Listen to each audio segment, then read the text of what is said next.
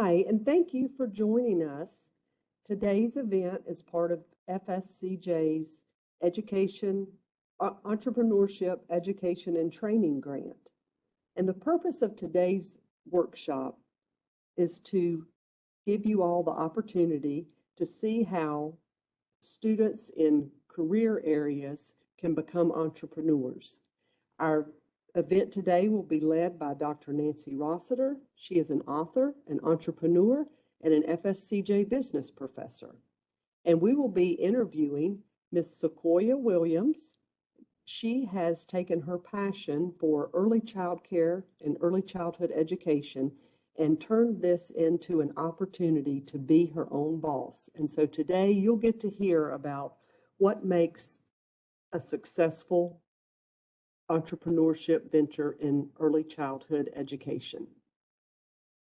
This is open for questions. So if you're joining us live, you will have an opportunity to put questions in the chat and we will address those. I hope you enjoy today's presentation. Thank you. Thank you, Julie. Again, my name is Nancy Rossiter, and we're here today to talk to Sequoia Williams about her business and why she started it. So I'm just going to jump in with a few questions. And again, those of you who are attendees, you can put your questions in the chat box and we'll get to them. Feel free to do it, put them in the chat box whenever something comes up. So my first question for Sequoia is why would you do this? Why would you forego the dependability of a paycheck every week to start your own business?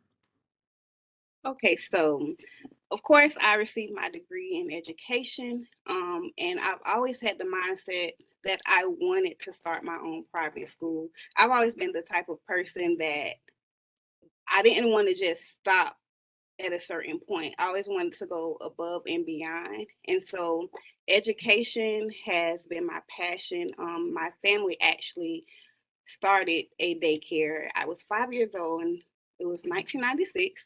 And so I spent my entire life around education. When I got in 12th grade, I said that I did not want anything to do with education. I was actually going a different path. However, when your purpose and your path is supposed to be, that is exactly what it is going to be. So I interned I interned on my last semester before graduating with my bachelor's degree. And I remember telling my intern teacher, I was like, I'm going to have my own private school. So every time she sees me post on social media, she always reminds me of that conversation that we had. I wanted to create an educational system that gave parents different options for their children. And I had a son actually at the time, and I wanted to also create an educational system that he could benefit from.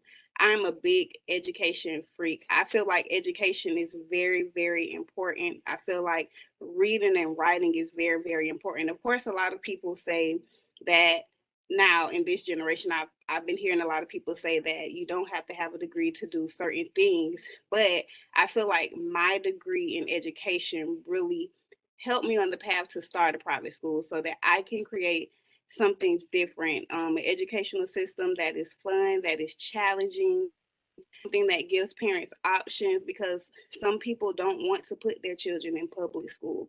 And so I thought about charter, but my heart and passion was really in private school. And I wanted to create something and even bring on teachers that were motivated to teach the children. I just wanted to do something different.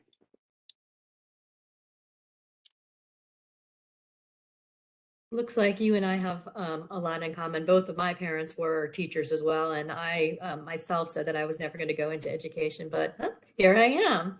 So could you just give us a little more sense about your business, what maybe how big it is, when you started it, just so we have a little bit of background about that?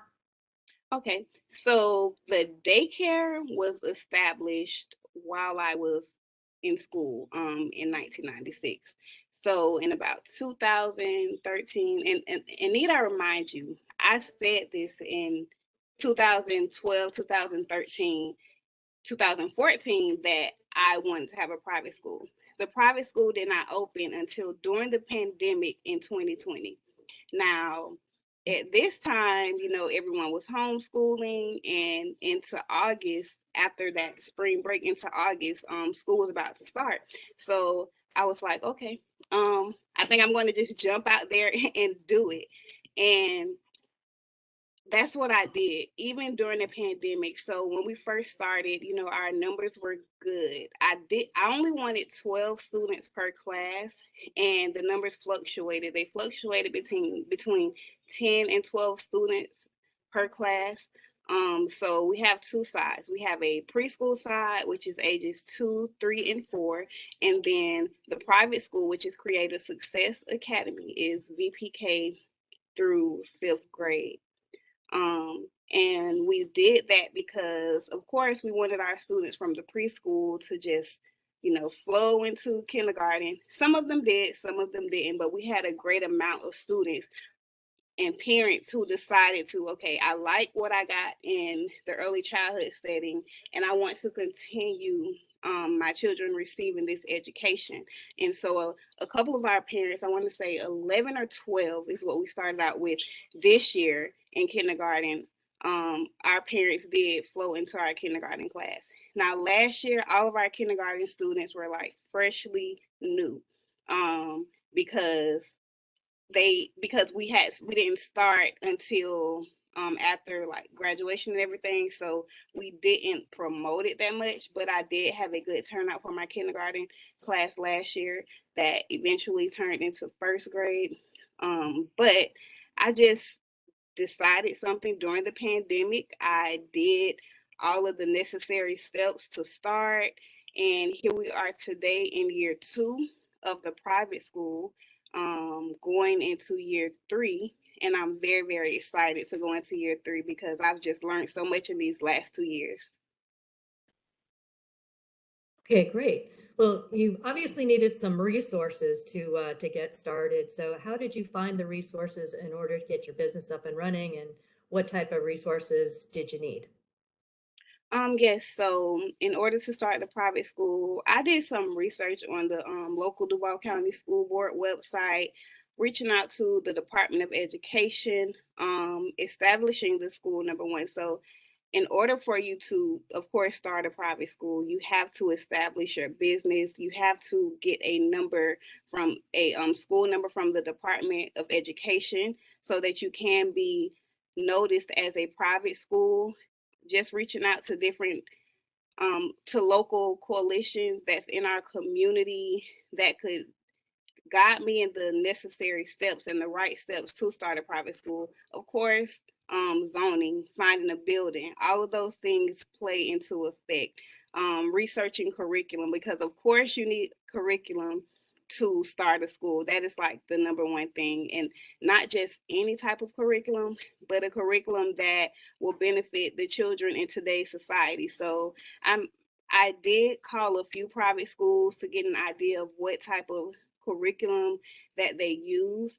However, I did my own research, and I was able to find a curriculum that I felt like would benefit my school, getting the teachers, putting ads on websites, just advocating for the private school so that we could have a successful year 1. Now, I will say, um, going into year 1, it was a lot more than I expected. So it's me thinking, okay, I have this building. I'm established as a private school. I'm noticed as a private school. Connecting with the different scholarships such as Step Up for Student, as well as the Triple A and the Gardner Scholarship. So I connected with those different programs so that I could receive scholarship students, um teachers, curriculum, having the equipment, going onto different websites. Like, we need desks, we need teachers desks, we need projectors and all of those different things. So into year 1, I was like, okay, this could be easy. But as year 1 went along, I noticed that there were more things that you needed to have a successful private school.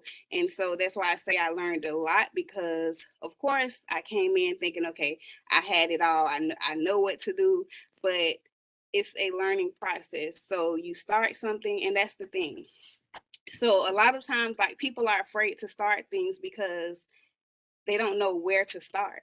But all you have to do is start, and then you'll learn along the way. You're not going to come into something learning, knowing everything. You're going to learn along the way. You're going to find out what works and what doesn't work. Who's your target market? Who your target market was when you first started out may change. It may change as you grow. So it's all about starting that thing, starting that vision, and learning as you go. You're not going to, have everything all figured out on day one. You're going to learn as you grow. And then you're going to find out about different resources, because the resources that I felt like I needed in year one, yes, I still need them, but now I need different resources.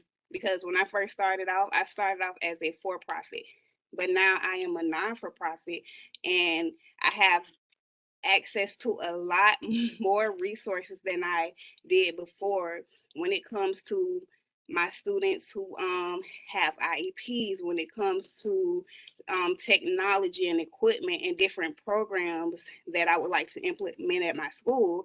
I have access to more resources through the Department of Education, like Title I, Title II, those different type of funding programs, different grants like the Kids Hope Alliance. They provide grants for nonprofit schools that will help their school grow and be successful. Another thing that I had to have access to, and is a requirement for a private school, is that your students test. So your students have to take a test in the fall, winter, and spring that will measure their growth. So in the beginning, I just like research like different tests, and I end up finding the test that I like, which is the MAPS assessment, and my students are doing good at it. So it's just all about finding the necessary things that work for your school. Of course, there are things that you're going to need. However, um, you'll learn and grow along the way, and then the type of resources that you need will change. Okay, great. It's interesting that you mentioned the learning as you go, because I've heard several times that entrepreneurship is like jumping off a cliff and putting together a hang glider as you're coming down. Yes, it is. So, It really is. um, and so you might have touched upon this already, but how has your FSCJ education helped you in starting your business? I really, really, really appreciate everyone at FSCJ that had something to do with me being successful. My professors, my deans, Miss Waters, I think that she's on here now, but of course, like, the things that you learn in school is completely different to when you're actually in the real world. However, like, anytime that I had a question about anything, anytime that I had a problem, like, they made sure that I was successful in it. So the classes and the courses that I took, I actually apply them now. There are some of my textbooks that I still have from the school, that I purchased, and I utilize them. I have them in my teacher resource area so that anytime they may want to like look up something or research something, they have access to it. My internship, I love my internship. I love my interning teachers because they taught me so much. They taught me how to work with students in the classrooms when it came to their different learning styles, their learning ability, how to teach the students on their level, learning about small groups, learning about how to write a lesson plan, what lesson may work, what lesson may not work. My interning teachers left me with so much knowledge, and I, my last day, one of my teachers just gave me like so many books and different types of supplies that I could take back into my classroom because I was going back to teach a VPK classroom. So they gave me so many tools that anytime that I needed to call them, they were just one phone call away. They always encouraged me. They always motivated me to just keep pressing and to understand that this is bigger than me. This is about the students that you're teaching, that you're going to touch. And I learned that in the courses, but I also learned that in my intern. Miss Waters, like she was really like someone that that was just my go-to. So of course, like you go through school, it was challenging. It was very challenging. But I always tell this story, and they were very understanding for me, even my interning teachers. But I remember my last semester of graduating, I got pregnant with twins, and I had to be put on bed rest. And so I was very determined. I'm sorry. I was very determined to finish the degree. I was very determined to get it done, because I feel like I owe that to myself. And the interning school that I was at, I was disappointed in myself because they weren't letting any interns in, and it was about who I knew. The person who I knew had ties into the school with that principal, and that principal allowed me to come in and intern, and I was the only intern at that school. But I got pregnant, so I was like, "Oh Lord!" Like now I have to stop my intern. I'm on bed rest. Like I was beating myself up. However, like with Miss Waters and my two interning teachers, I thought that I was going to have to start over from the beginning, because that was like, okay, one of the requirements. Like if you have to stop, then you're going to have to find a new interning teacher and all these other things. But I had such a great relationship with these people that they actually said, okay, once you have your twins, you come in and you pick up where you left off. You don't have to start over.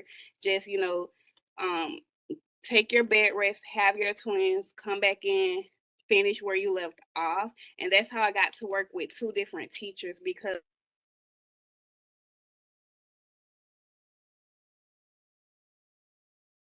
I'm sorry, it blacked out.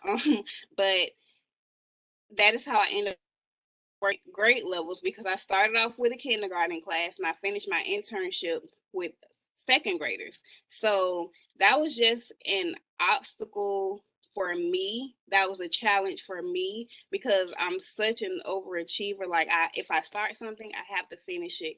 And I feel like I owed myself that. So that was very challenging. But the relationships that you create with your professors, the relationships that you create with your interning teachers is very important, because those things can benefit you in the long run. You have to show that you care, and you will have the support.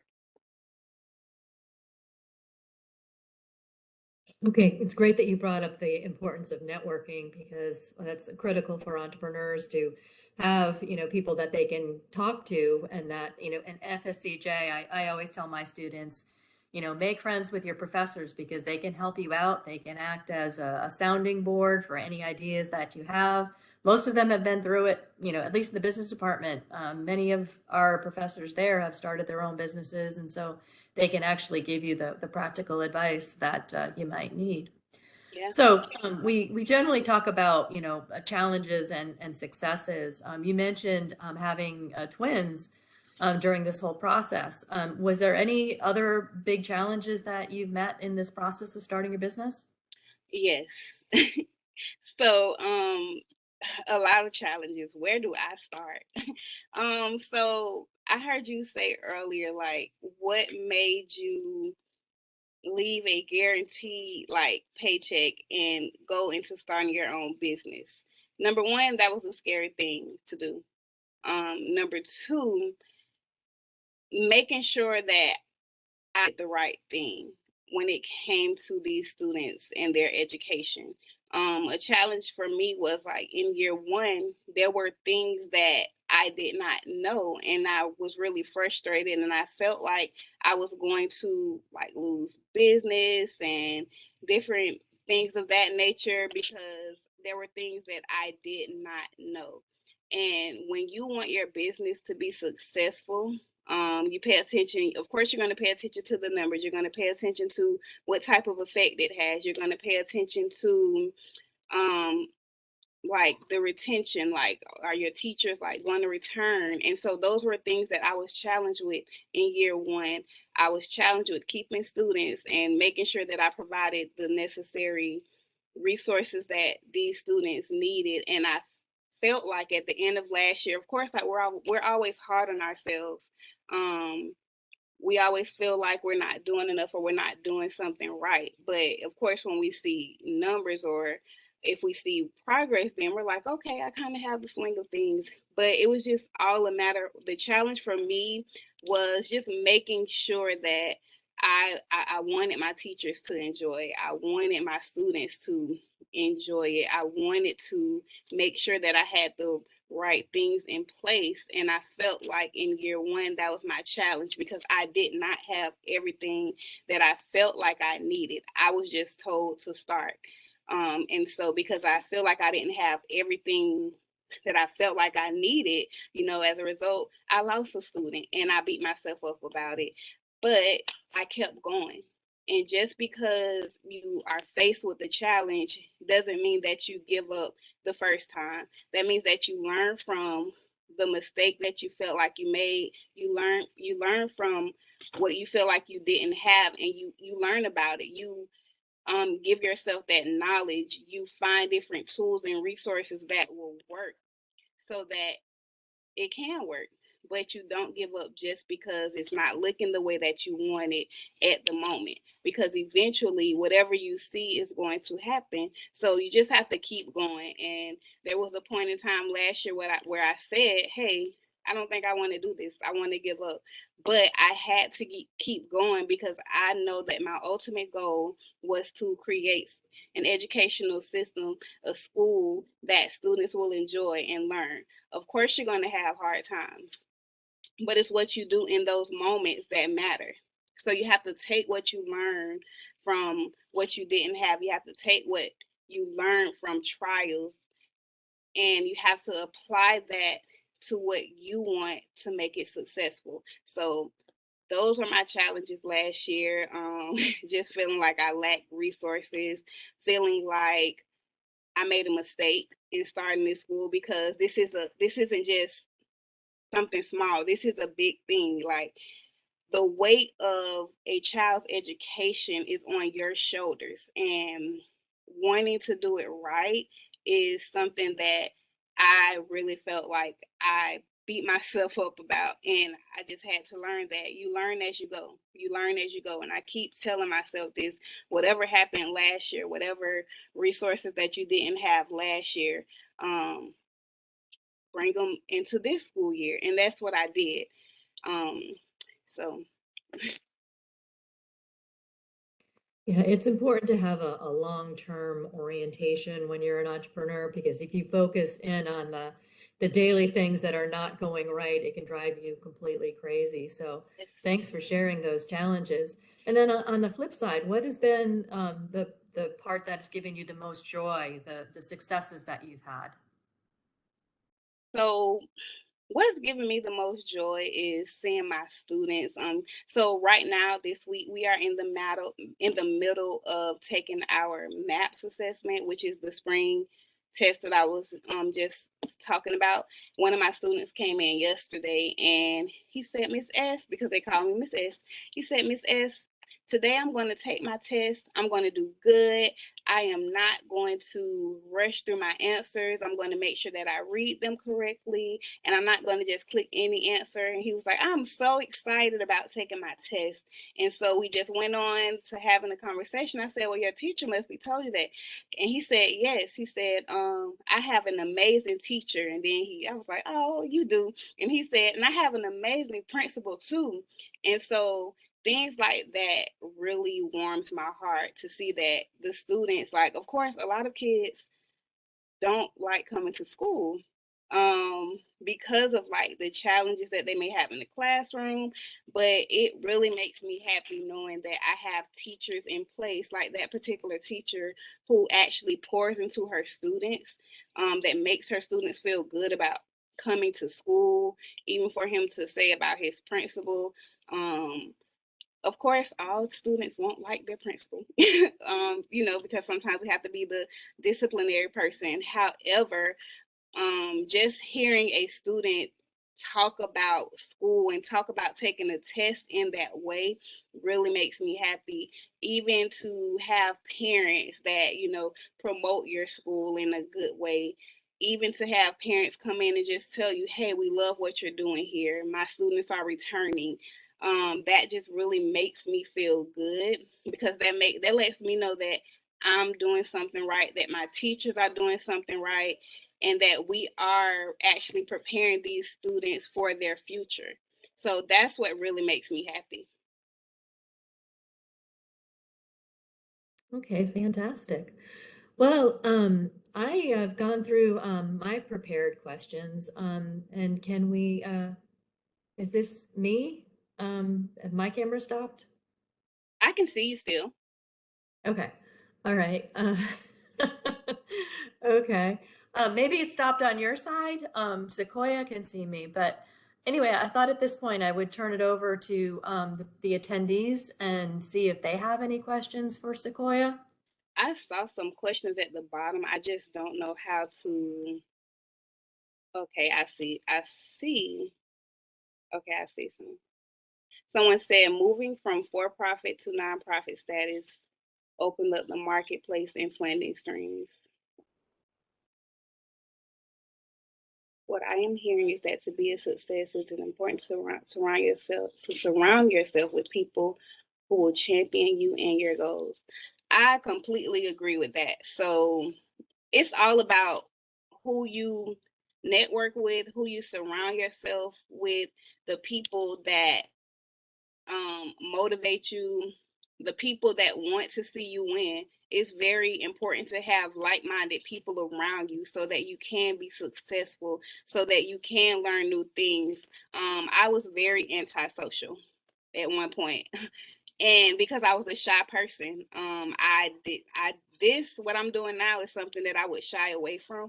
However, when you have people around you that's going to motivate you and push you to your greatness, that is very important in your success. You can't be around someone who's going to have something negative to say every time you talk about your dreams. They may tell you, "Oh, that's too big," or they may question, "How are you going to do that?" You can't surround yourself around those people. You have to be around people that are going to push you and motivate you and remind you of what you said that you wanted to do so that you can actually do that thing. You have to do what you're called to do. You have to live out a certain purpose. So whether that is your professors who you keep in contact with, whether that is the deans of the college or the work in the office of the College of Education, whether that is your peers, and your peers do play an important part. You have to make sure that you surround yourself around people that want to see you win, that want to see you grow, that's going to remind you of that goal that you're trying to get to.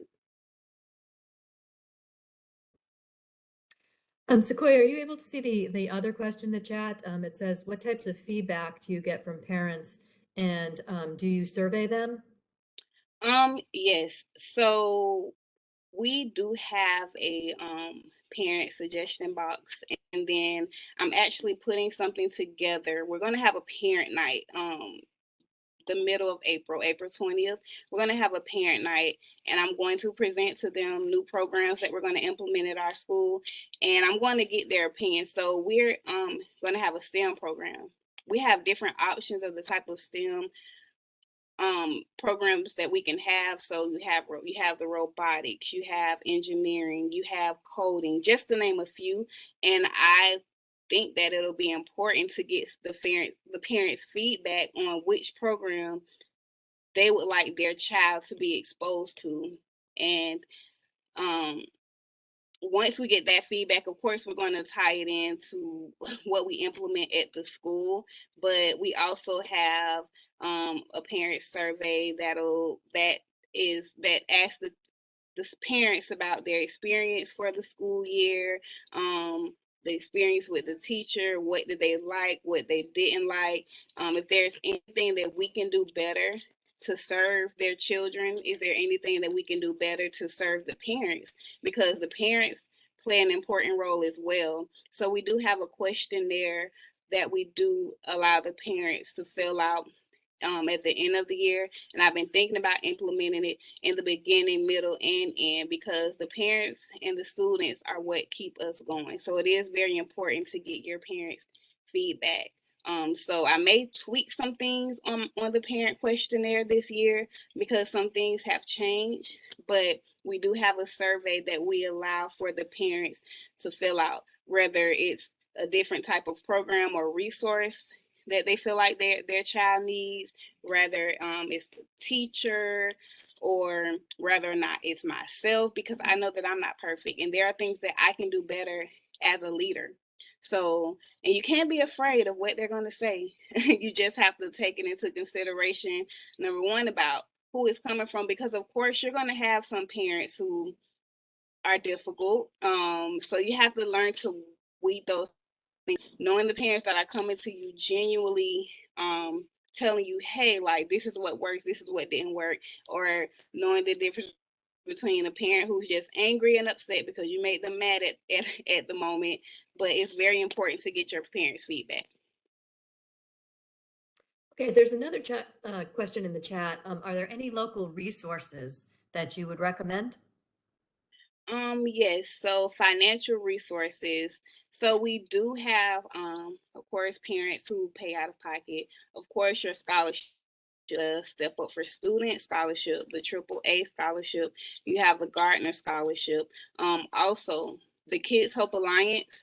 I'm not sure if you guys are familiar with the Kids Hope Alliance, but the Kids Hope Alliance is a program that offers grants to students, that offers grants to parents, they offer grants to the schools. So there are certain grants that you can apply for that, I'm sorry, let me lock this door. There are certain grants that you can apply for that will actually give your school funding. So one of them was during the pandemic, they were offering schools money who may have lost or with technology on the daycare side, because I know some people here may want to start their own daycare. You have the Early Learning Coalition that provides vouchers.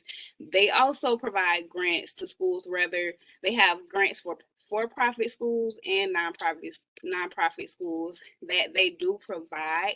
So you have the Early Learning Coalition that's local, you have the Kids Hope Alliance, and then you have outside resources. So let's say I'm trying to implement a STEM program. So they have outside resources that will provide me with teachers that'll come in, or people that will visit your students and talk to them, like JEA, for example. They may send someone from JEA that'll come in as a free resource to talk to your students when it comes to engineering. And then there's this other resource. I'm going to get it and give it to you. Gotta find it. But before we get off the call, I will definitely give it to you. And then also connecting with your local school board.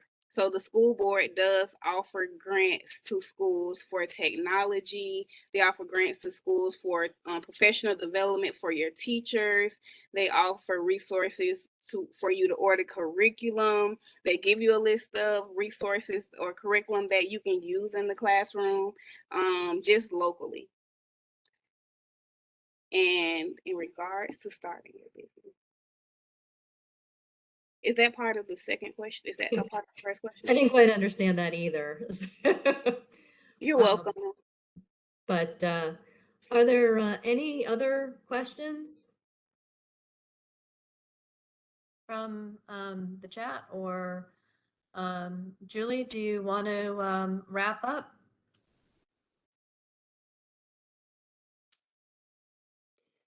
Sure, we'll go ahead and wrap up.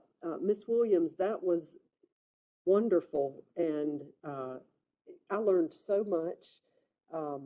What an education on not only starting your own business, but starting your own school. I think when we think about, there's so much talk around entrepreneurship, and people are always talking about, as that relates to technology, or people that create their own products. And I personally had just never really thought about what it would take to start your own school. And so I think so many people are going to be interested in learning about this, especially many of our high school students who are in some of the early childhood career academies and teaching academies. And this will also be a priceless interview for our own FSCJ education students to start. It really opens up that pathway, we typically think of that bachelor's degree in education, the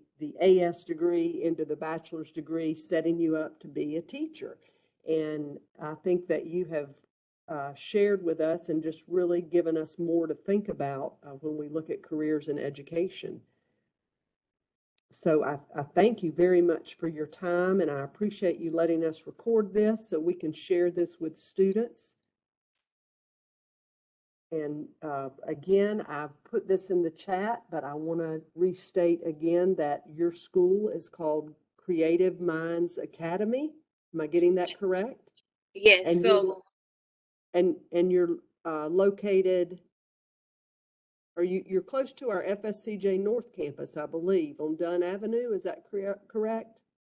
yes, ma'am. So we have Creative Minds Academy, which is for the preschool, and we have Creative Success Academy. And I would like to say this for any of the students who just want to come drop in, learn anything. Maybe if you need to intern, my doors are open. If you have any questions, if you want to start your own school, if you want to start your own daycare, I don't mind you shadowing me. I don't mind teaching you what I know so that you can do the same thing as me. I am really open to it. The address is 3000 Dunn Avenue, Suite 3 and Suite 8. But I am very open to you coming in and learning, if rather than or if you have any questions for me on how to start a school, I am definitely open to that. I want to see you be successful. Someone had to help me, so I'm here to help you. Thank you. Thank you so much. And Dr. Rossiter, thank you so much for your time and guiding this interview for us.